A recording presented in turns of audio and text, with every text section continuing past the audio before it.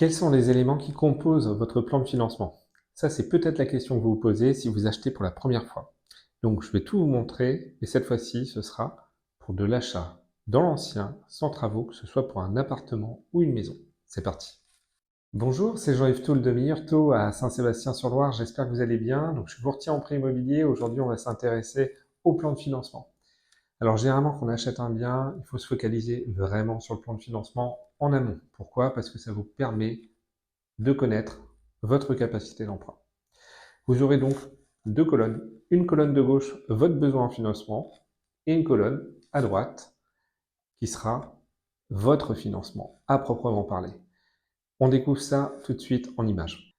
Alors voici la simulation de financement. Ça, c'est essentiel lorsque vous allez effectuer votre recherche de biens immobiliers.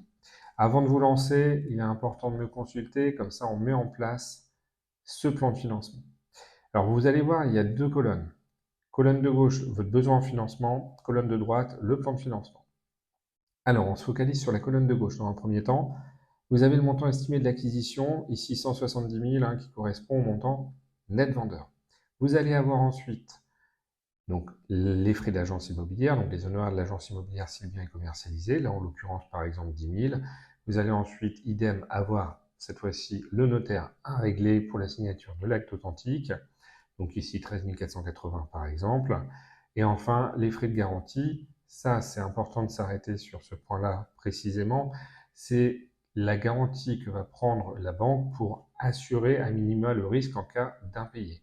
Alors, soit elle décide de faire appel à une société de caution qui va se porter garante, auquel cas si demain le prêt n'est plus remboursé par l'emprunteur, la société de caution peut être enclenchée et dans ces cas-là, elle rembourse la banque du montant restant en devoir. Ou la banque peut aussi prendre une garantie réelle sur le bien qu'elle va vous financer.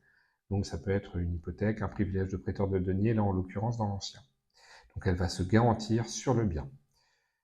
C'est-à-dire que s'il y a un impayé, la banque pourra vendre le bien pour se récupérer tout simplement, au niveau du montant qui lui est dû. Vous avez également les frais de dossier banque, donc ça c'est des frais tout simplement de constitution de dossier, donc ça on va les négocier, j'ai mis 1 000 € ici par défaut. Et enfin, vous avez les honoraires Meilleurtaux. Donc c'est les honoraires de courtage. Donc ici par exemple j'ai mis 2 500. Ce qu'il faut voir c'est qu'on est sur un investissement, pas véritablement un coût. Pourquoi? Parce que les prestations d'un courtier vous permettent de gagner sur le coût total de votre crédit, donc d'économiser de l'argent sur le taux d'intérêt, mais aussi sur l'assurance de prêt. Donc l'objectif, c'est de baisser votre mensualité pour le même montant emprunté. Donc le besoin en financement, finalement, c'est le cumul de tout cela. Et vous voyez bien qu'ici, le cumul fait 198 891 €.